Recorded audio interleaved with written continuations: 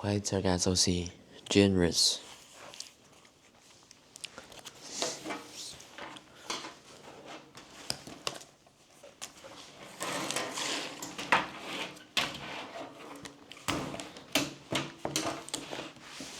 One morning when I woke, I ached all over.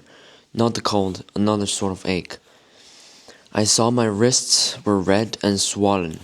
Grace said, "I suppose you're going to tell me that you don't remember anything about last night."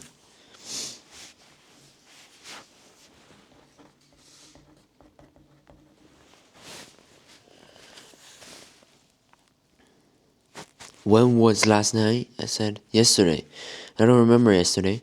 "Last night a gentleman came to see you," she said. Which of them was that?" Because I knew there was strange people in the house. When I took the keys and went to the passage, I heard them laughing and talking in the distance, like birds. And there were lights on the floor beneath. Under the corner, I saw a girl coming out of her bedroom. She wore a white dress and she was humming to herself.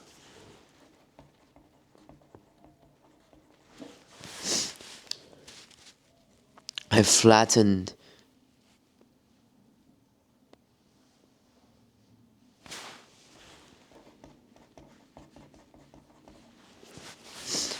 myself against the wall, for I did not wish her to see me. But she stopped and looked around. She saw nothing but shadows. I took care of that. But she didn't walk to the head of the stairs. She ran. She met another girl, and the second girl said, Have you seen a ghost?" "I didn't see anything, but I thought I felt something." That is the ghost." The second one said, "They went down the stairs together." "Which of these people came to see me, Grace Poole?" I said. He didn't come. Even if I was asleep, I would have known." "He hasn't come yet," she said. "It's my belief that you remember much more than you pretend to remember. What do you behave like that when I promise you'll be quiet and sensible? I'll never try and do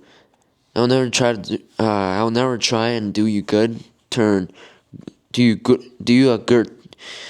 I will never try and do you a good turn again. Your brother came to see you." "I have no brother." "He said he was your brother."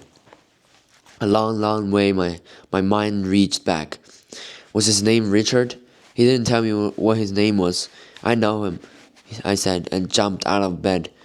It's all here. But I did it from your beastly eye, as I hide everything. But where is it? Where did I hide it? The sole of my shoes? Underneath the mattress?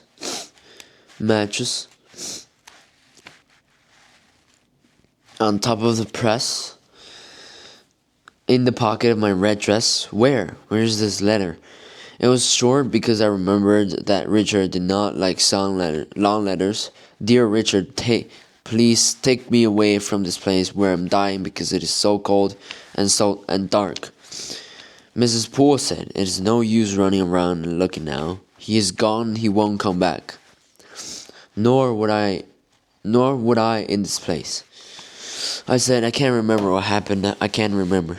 "When you came in," said Grace Poole, "he didn't recognize you. Will you light the fire? Because I'm cold. This gentleman arrived suddenly and insisted on seeing you, and that was all the thanks he got. You rushed at him with a knife, and when he got the knife away, you bit his arm. You won't see him again." "And where did you get the knife?" "I told him you stole it from me, but I'm much too careful. I'm used to your sort. You got no knife from me. You must have bought it that day when I took you out. I told Mrs. F. you ought to be taken out. When we went to England, I said, 'You fool.' She said, 'This is England.' You don't believe it, I said, and I never will believe it.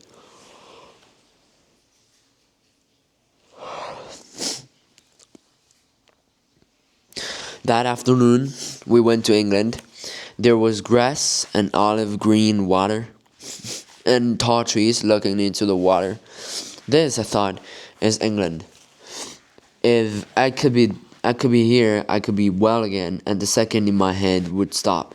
Let me stay a little longer, I said. She sat down under a tree and went to sleep.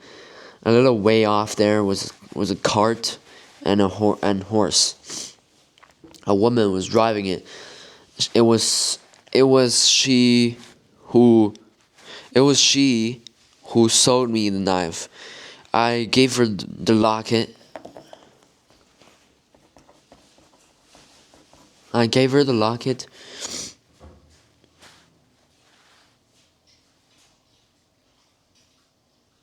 Yo, what?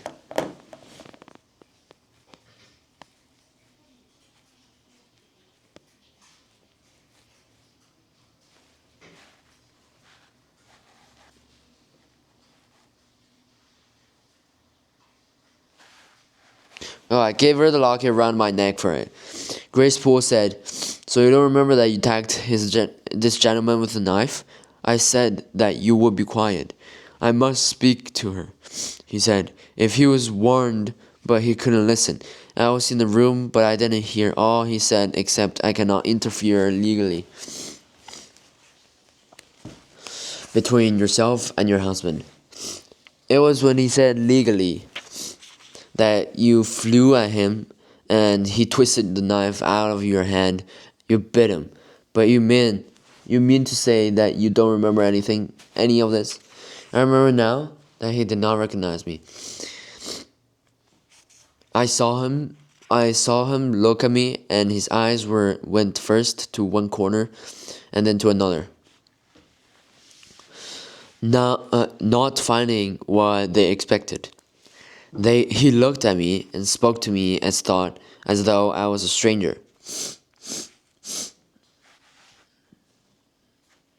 What do you do when something happens to you like that?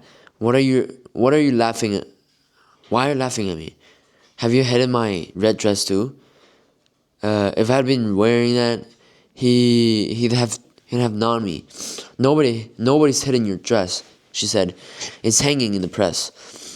She looked at me and said, I don't believe you now. I don't believe you.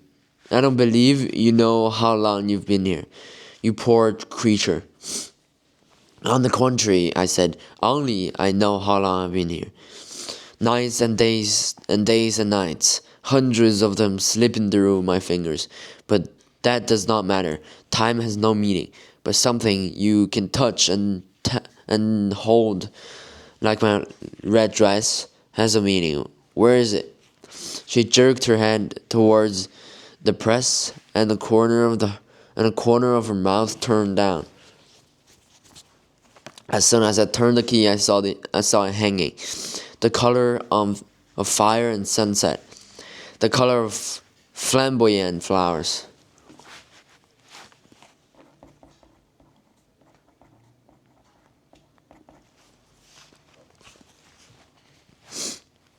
If you're buried under a flamboyant tree, I said, your soul is lifted up when it flowers.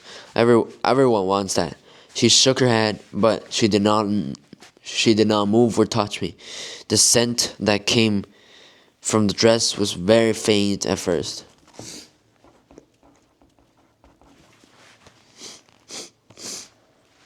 Then it grew stronger. The smell of vetiver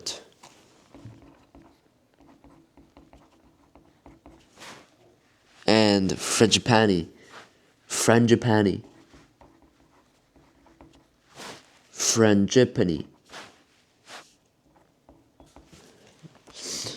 of cinnamon and dust.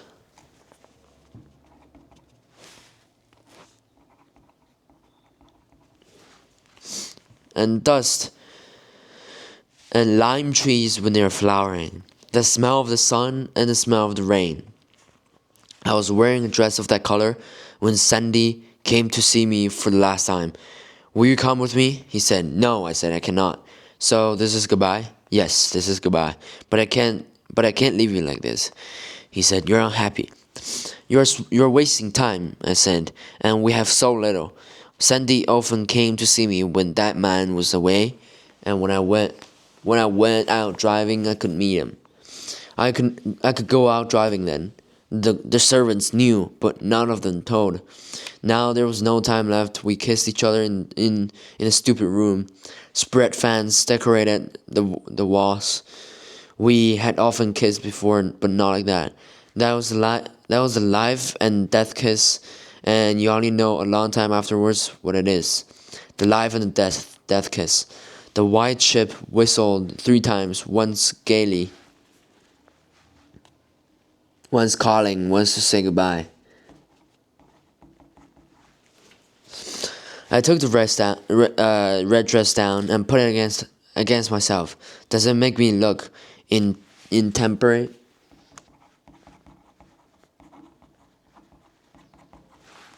And unchaste? I said, that man told me so. He had found out that Sandy had been to the house and that I want to see him. I never knew who told. Infamous daughter. Infamous daughter and an infamous mother. He said to me, oh, put it away, Graceful said. Come and eat your food. Here's your gray wrapper.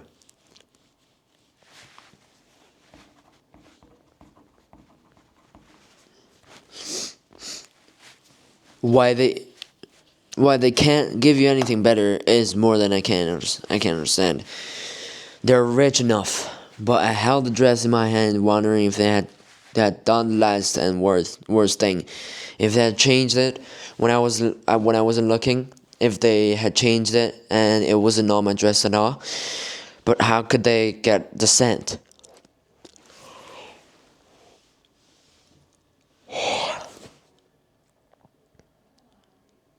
Well, don't stand there shivering, she said, quite kindly for her. I let the dress fall on the floor and looked from the fire to the dress and from the dress to the fire. I put the gray wrapper around my shoulders, but I told her I wasn't hungry, and she didn't try to force me to eat as she sometimes does.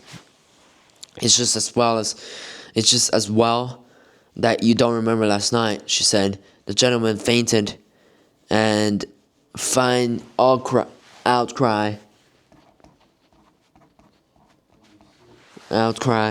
There was up there, blood all over the place. I was blamed for letting you attack him.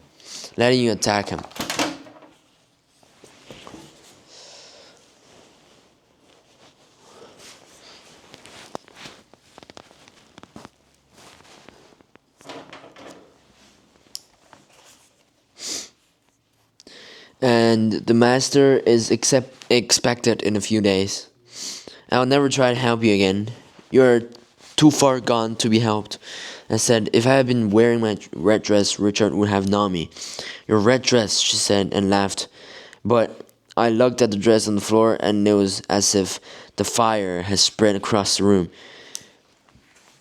It was beautiful, and it reminded me of something I must do. I will remember, I thought. I will remember quite soon now. That was the third time I had my dream, and it ended. I know how that the flight of steps leads to this room where I lie watching the woman asleep with her head on her arms. In my dream, I waited till she began to snore. Then I got up, took the keys, and let myself out with a candle in my hand. It was easier this time than ever before, and I walked as though I was flying. All these people who had been staying in the house had gone, for the bedroom doors were shut, but it seemed to me that someone was following me. Someone was chasing me, laughing. Sometimes I looked to the right or to the left, but I never looked behind me, for I did not want to see that ghost of a woman who they say haunts of this place.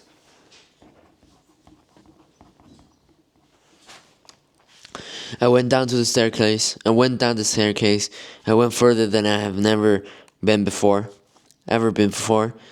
There was someone talking in one of the rooms. I passed it without noise, slowly. At last, I was in the hall where a lamp was burning. I remember that when I came, a lamp and a dark staircase and a veil over my face. They don't think they think I don't remember, but I do. There was a door to the right. I opened it and went in. It was a large room with a red carpet and red curtains. Everything else was white. I sat down on the couch to look at it, and it seemed sad and cold and empty to me, like a church without an altar.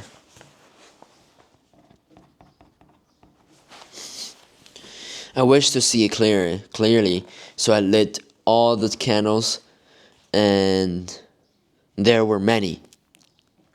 I lit them carefully from the one I was carrying, but I couldn't reach up to the candelier.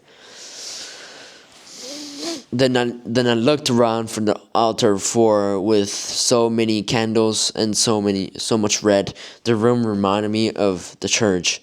Then I heard a clock ticking, and it was made of gold. Gold is the idol they worship.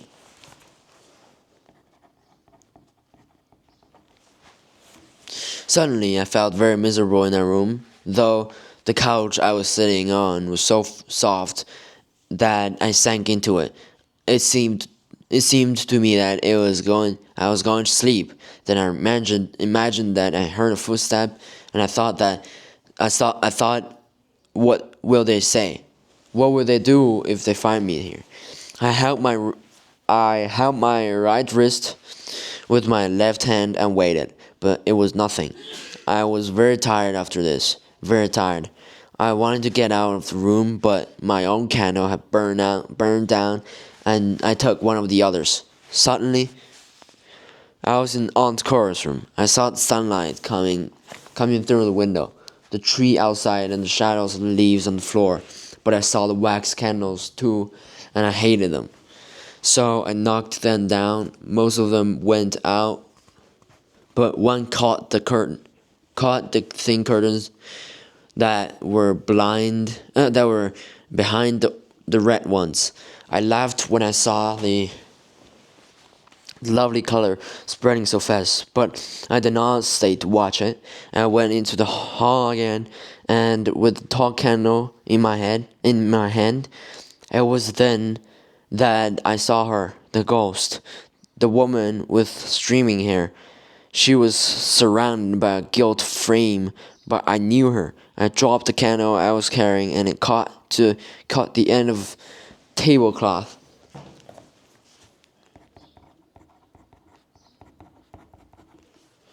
Tablecloth, and I saw flames shoot up. So I ran, or perhaps floated, or flew, and called help. I called, "Help me, Christophine, help me!" And looking behind me, I saw that I had been helped. There was a wall of fire protecting me, but it was too hot. It scorched.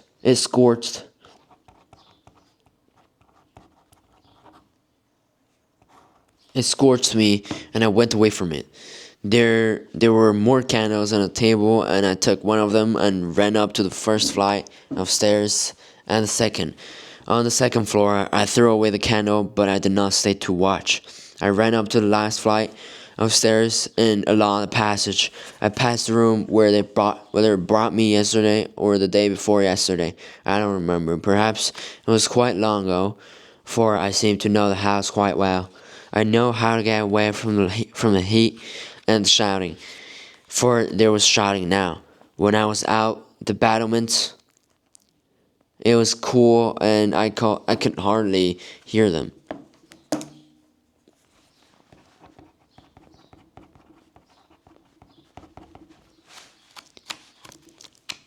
I sat there quietly. I don't know how long I sat.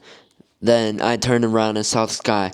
It was all red. All my life was in it.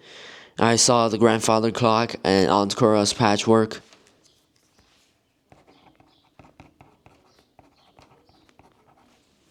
all colors. I saw the orchid,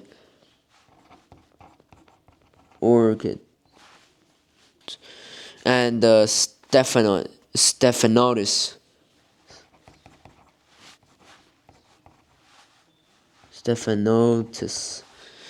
and the jasmine, and the tree of life in flames. I saw the chandelier and the red carpet downstairs, and the bamboos and the tree ferns, the gold ferns and the silver and the soft green velvet of the moss. On the garden wall, I saw my doll's house and the books and the pictures of Miller's daughter. I heard the parrot caw as he did when he saw a stranger. Ki Istla, Ki Istla, and the man who hated me was calling too. Bertha, Bertha. The wind caught my hair, and it streamed out like wings. It might bear me up, I thought, if I jumped to those hard stones. But when I looked over the edge, I saw a pool of colibri. Tia was there. She beckoned to me, and I hesitated. She laughed. I heard her say, "You frightened?" And I heard the man's voice, "Bertha, Bertha." All this I saw and heard in a fraction of seconds, and the sky so red. Someone screamed, and I thought, why did I scream? I called Tia and jumped and woke. Grace Poole was sitting at the table, but she had heard the scream too, for she said, "What was that?" She got up, came over and looked at me. I lay still, breathing evenly, with my eyes shut. "I must have been dreaming," she said. Then she went back, not to the table, but to her bed. I waited a long time after I heard her snore. Then I got up, took the keys and unlocked the door. I was outside holding my candle. Now at last I know why I was brought here and what I have to do. There must have been a drought.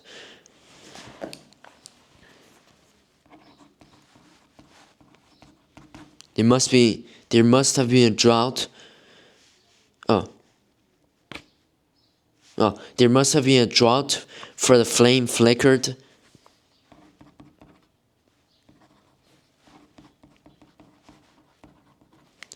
And I thought it was out. But I shielded it with my hand, and it burned up again to light. But I shielded it with my hand, and it burned up again to light me along the dark passage.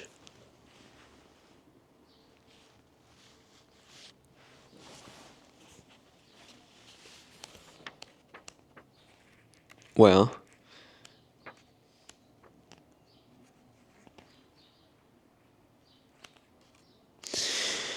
then I finished the whole book. The last few pages are the appendix and notes. The appendix is just like an introduction of the artist, of the writer, and the general notes are just a detailed descriptions of each of the